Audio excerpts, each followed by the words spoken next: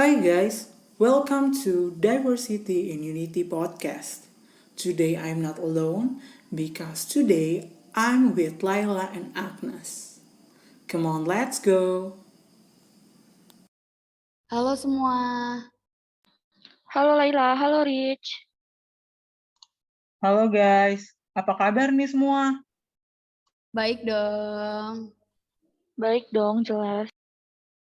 Sekarang seru ya, angkatan kita setiap Rabu udah mulai offline 100%. Ya nih Nes, udah lama banget tahu nunggu buat bisa masuk semua kayak gini. Semoga kedepannya bisa 100% semua angkatan ya. Pengen banget nih bisa sekolah dengan suasana kayak dulu. Bener banget sih. Ya ngomong-ngomong tentang ke depan, kalian udah tahu belum sih kalau misalnya ibu kota kita itu bakal rencananya dipindahin ke Kalimantan? Udah, tapi aku masih kaget loh. Soalnya dulu tuh mikirnya ibu kota bakal di Jakarta terus aja gitu. Iya, aku juga udah tahu, sempat baca beritanya. Tapi aku masih bingung nih. Lah, bingung kenapa Nes? Iya, bingung. Soalnya kan Kalimantan masih bersifat kedaerahan gitu. Dibandingkan Jakarta yang mungkin sudah banyak terpengaruh sama adat luar. Apa nanti nggak akan jadi masalah kalau adat di sana lama-lama bisa berkurang seperti di Jakarta? Penduduk asli sana gimana ya perasaannya? Ya bener juga sih ya. Tapi kalau menurut aku ya kemungkinan enggak sih Nes. Kalau dilihat secara sekilas pembangunannya, itu justru menguntungkan. Terus lapangan pekerjaannya juga jadi lebih luas di Kalimantan. Terus mengurangi kepadatan penduduk di Pulau Jawa juga. Gak cuma itu, adanya pemerataan di pembangunan di daerah-daerah Kalimantan selama ini, itu juga mendapatkan perhatian dari negara. Bener tuh Laila, malah menurut aku ya, kalau masalah adat yang ada di sana, aku sih yakin kalau pemerintah pasti punya cara untuk masyarakat bisa tetap memegang adat mereka, walau mungkin akan terpengaruh sedikit demi sedikit. Apalagi di Pulau Jawa sendiri pun masih banyak yang memiliki adat yang dipegang oleh masing-masing suku, jadi pasti bisa aja. Dan masalah perasaan sih pastinya harus dimulai dari menghargai, di mana kita dan pemerintah harus menghargai adat mereka, dan tidak seenaknya kita dalam melakukan sesuatu di sana. Pastinya harus ada komunikasi yang membangun untuk memperlancar pembangunan tanpa mengganggu adat yang ada di sana. Oh iya ya, keren juga. Apalagi sampai bisa meluaskan lapangan pekerjaan gitu. Pasti sangat membantu dan bisa membangun sektor-sektor bisnis yang ada di Kalimantan agar lebih maju dan berkembang serta dikenal.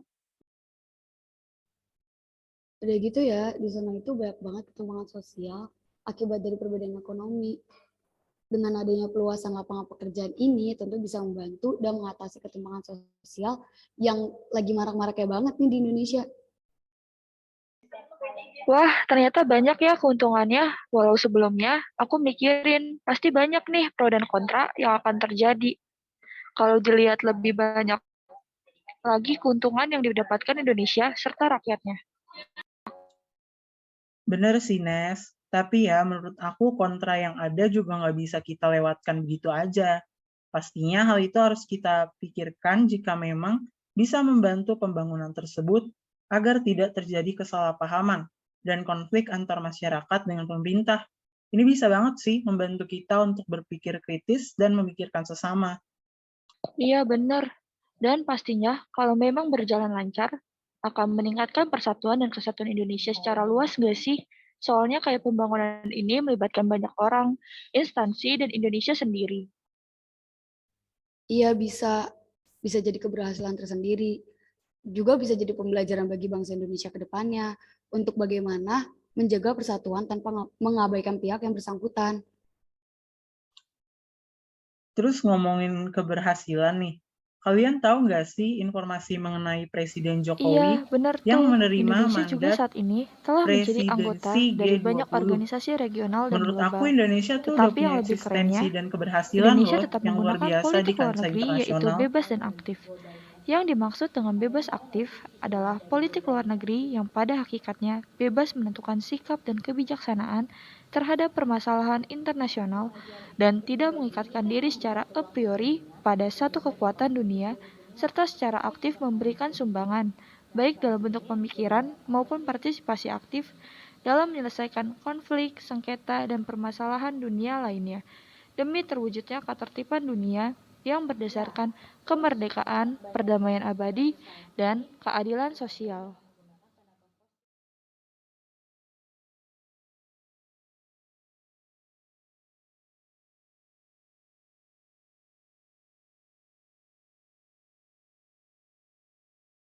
Oh, jadi organisasi yang diikutin Indonesia itu kayak AFTA, APEC, WTO, MEE, KAFTA DR, dan NAFTA kan?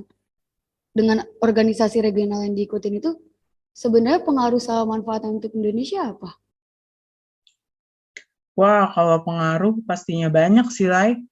Ada pengaruh dalam bidang politik, ekonomi, sosial, dan juga budaya. Tapi peluang yang diberikan organisasi tersebut kepada Indonesia juga banyak, Lai.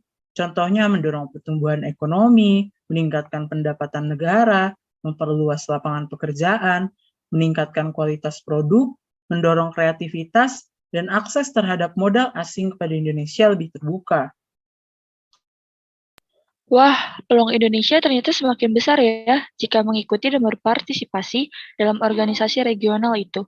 By the way, aku kayaknya pernah dengar tentang peluang juga deh di materi matematika waktu itu. Oh, maksud kamu peluang kejadian majemuk ya, Nes? Peluang kejadian majemuk itu merupakan rangkaian beberapa kejadian yang dihubungkan dengan dan, dilambangkan dengan U terbalik, serta atau dilambangkan dengan U, dan dirumuskan dengan P A bagian B sama dengan PA plus PB min PA irisan B. Mempelajari peluang kejadian majemuk.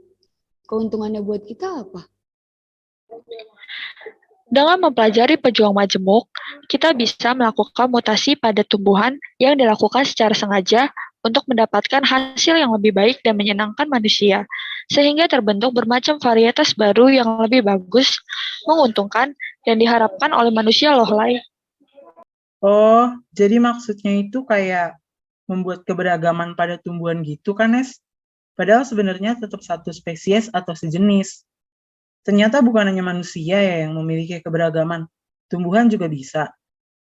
Ya benar tuh Rich, makanya kita harus bisa mempertahankan keberagaman yang sudah Tuhan berikan kepada kita semua umatnya. Nah, keberagaman yang aku maksud di sini itu kayak warna kulit, jenis rambut, tinggi badan, dan bahkan masih banyak lagi. Nah, betul tuh. Kalau Laila memberikan contoh keberagaman fisik manusia, di sini aku mau memberikan contoh mengenai keberagaman yang ada di Indonesia.